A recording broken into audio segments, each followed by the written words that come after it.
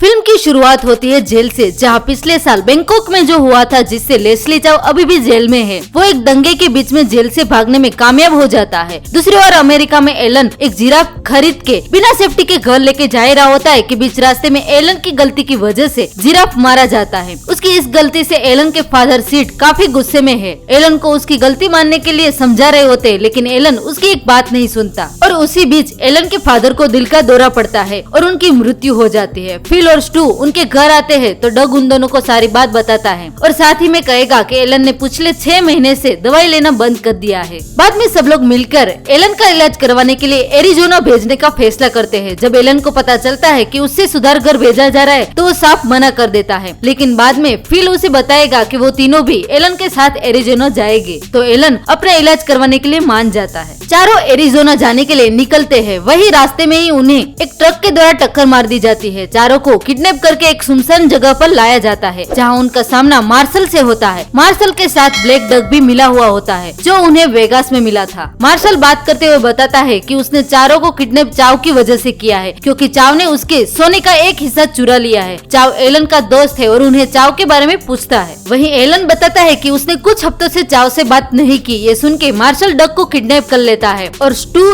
Fill और Elon से कहेगा कि मैं 3 दिन का वक्त देता हूँ। अगर तुम लोग चाव को मेरे पास लेके नहीं आए तो मैं डक को मार दूंगा। थोड़ी देर बाद एलन के फोन में चाव का एक मैसेज देखकर तीनों चाव को अपनी जाल में फंसाने का एक प्लान बनाते हैं। प्लान के मुताबिक एलन चाव से मिलने जाता है, लेकिन चाव को उनके प्लान के बारे में पता चल जाता है। बाद में चाव उन तीनों के साथ मिल जाता है और तीनों को अपने घर लेके आता है और बताता है कि उसने वो सोना एक विला में छिपाया है और वही सोना विला में से वापस लाने के लिए एक प्लान बनाते हैं। प्लान के मुताबिक वो चारों सिक्योरिटी से बचते हुए विला में घुस जाते हैं और सोना चुरा लेते हैं। पूरा सोना निकालने के बाद चाव उन तीनों को डबल क्रॉस करता है और स्टू, एलन और फिल को उसी कमरे में लॉक करके सोना लेके भाग जाता है। जाते जाते सिक्योरिटी अलार्म भी ऑन कर देता है, जिससे तीनों को पुलिस पकड़कर ले जाती है। लेकिन पुलिस स्टेशन में तीनों को एक रहस्यमय तरीके से रिहा कर दिया जाता है और वापस उसी विला में लाया जाता है, जहाँ मार्शल को देखकर तीनों शॉक हो जाते हैं। बाद में तीनों को पता चलता है कि चाव ने उसे झूठ बोला था। ये घर चाव का कभी था ही नहीं, ये घर तो मार्शल का है और चाव मार्शल के सोने का दूसरा हिस्सा भी इन तीनों के जरिए चुरा लेता है। मार्शल सबके सामने ब्लैक डक को गोली मार देता है, क्योंकि वो सोने की सुरक्षा नहीं कर पाया और स्टू, फिल और एलन को कहेगा कि अगर रात तक उनके सामने चाव को नहीं लाया तो ब्लैक डक की तरह तुम्हारे दोस्त डक को भी मैं मार दूंगा। तीनों वहाँ से चाव को ढूंढने के लिए निकलते हैं। तभी फिल को पता चलता है कि उसका फोन चाव के पास है और वो एलन के फोन से उसे ट्रैक करने की कोशिश करता है। अंत में उसे पता चलता है कि लास्ट में चाव वेगास में है। बाद में तीनों फिर से एक और बार वेगास जाने के लिए निकलते हैं। वेगास पहुँचती ही उन्हें फिल की कार दिखती है और तीनों उस दुकान में जाते हैं जहाँ ये कार खड़ी होती है। दुकान के अंदर उनकी मुलाकात केसी से होती है। केसी को एलन बहुत ही अच्छा लगता है और वो सिर्फ उसी से बात करती है। बात करते हुए उन्हें चाव की कुछ इन्फॉर्मेशन मिलती है, जिससे उन्हें स्टू की पहली वाइफ जेड के घर जाना पड़ता है। जेड अपने कॉन्टेक्ट से चाव की इन्फॉर्मेशन निकाल के बताती है कि चाव अभी एक पेंट हाउस में रुका हुआ है। पेंट हाउस पहुँच के फिल उसे छत पर से हमला करने के बारे में सोचता है। फिल और एलन छत पर चले जाते हैं और वहाँ से कूद के पेंट हाउस में घुस जाते हैं, जिसके बारे में चाव को पता चल जाता है। फिल और एलन उस पे हमला करे उससे पहले ही चाव बालकनी से नीचे कूद जाता है। बाद में चाव को देखते हुए फिल को पता चलता है कि चाव ने पहले से ही पैराशूट पहन रखा था और स्टू को फोन करके सारी बात बताता है। स्टू गाड़ी से चाव का पीछा करता है और उसे पकड़ने में कामयाब रहता है। चाव को डिक्की में डालकर मार्शल की बताई हुई जगह पर पहुंच जाते हैं। मार्शल डक को सही सलामत अपने दोस्त के पास भेज देता है। बाद में फिल बताता है कि चाव डिक्की में है। मार्शल गाड़ी के पास आके गाड़ी के डिक्की में गोलियां